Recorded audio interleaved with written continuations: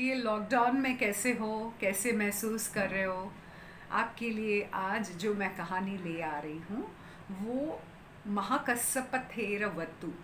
ये धम्मपद से है, त्रिपिटक से 56 नंबर का वर्स है, पुष्पवग से।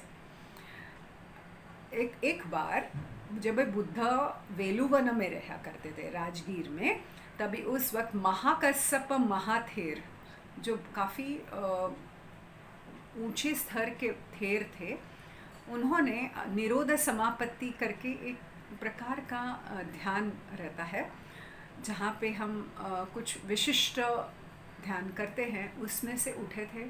और वो चाहते थे कि जो गरीब लोग हैं उनको भी, जो भिक्षुदान देते हैं, उनको भी इसका लाभ हो। इसीलिए वो बहुत गरीब इलाके में गए, राजगीर में। और उसी वक्त जब वो जा रहे थे तब सक्का, जो देवलोक के राजा हैं, उनको समझा। तो उन्होंने सोचा क्यों ना मैं ही जाऊं।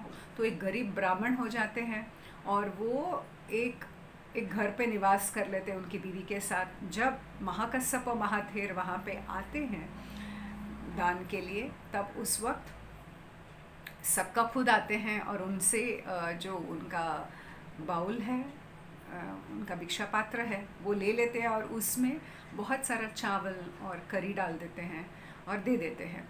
जब वो भिक्षा पात्र महाकස්සपथेर के हाथ में आता है, तब वो देखते हैं कि उसकी सुगंध इतना ज़्यादा है कि पूरे गांव में वो खुशबू फैल रही है।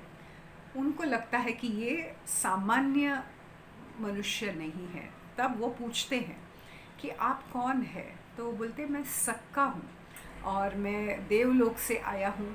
तो वो बोले कि मैंने तो गरीब लोगों के लिए दान के लिए, उनके उनके पुण्य के लिए यहाँ आया था। तब सक्का ने कहा कि मैं खुद बहुत ज़्यादा गरीब हूँ और मुझे ये आपके यहाँ पे जो पिंडदान देना है उसका मुझे फ़ायदा होना चाहिए, इसीलिए मैं खुद आया।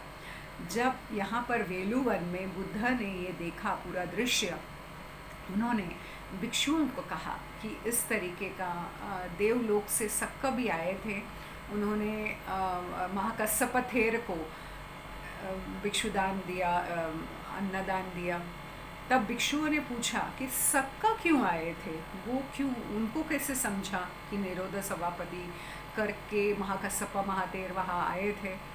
तब बुद्ध ने कहा जब ऐसे बड़े रहते हैं जैसे महाकස්සप महाथेर, तो उनका जो खुशबू रहता है वो इतना दूर फैलता है कि सक्का से भी रहा नहीं गया। तो वो उतर के देवलोक से मनुष्य लोक पर आए और उन्होंने भी ये पिंडदान दिया, उन्होंने ये अन्नदान दिया। और पाली में बुद्ध ने उसी वक्त सारे भिक्षुओं को ये गाथा सुनाई, अपमातो अयम गंधो यायम तगार चंदनी यो च शिलावंतम गंतो वति देवेसु उत्तमो। इसका मतलब ये है कि कुछ प्रकार के फूल और चंदन, इनका गंध बहुत दूर तक नहीं जाता, बहुत हल्का सा रहता है, बहुत मधुर रहता है, लेकिन बहुत हल्का सा रहता है। लेकिन जो बहुत ज़्यादा ध्यान करते हैं, बहुत ज़्यादा अच्छे लोग हैं, उनकी खुशबू बहुत दूर तक जाती है, वो देवलोक तक पहुंच जाता है। तो जब ये कहानी हमने सुना और ये समझा, तो ऐसे लगता है कि हमारा जो मनुष्य जन्म है उसको हमने व्यतीत कर देना चाहिए ध्यान में, और हमारे जो चरित्र है उसको बहुत मजबूत करने के लिए, ताकि हमारा इस जन्म तो अच्छा ही हो, अगला जन्म भी अच्छा हो और देवलोक तक इस बात को पहुंच जाए। आप सबका मंगल हो, सबका कल्याण हो।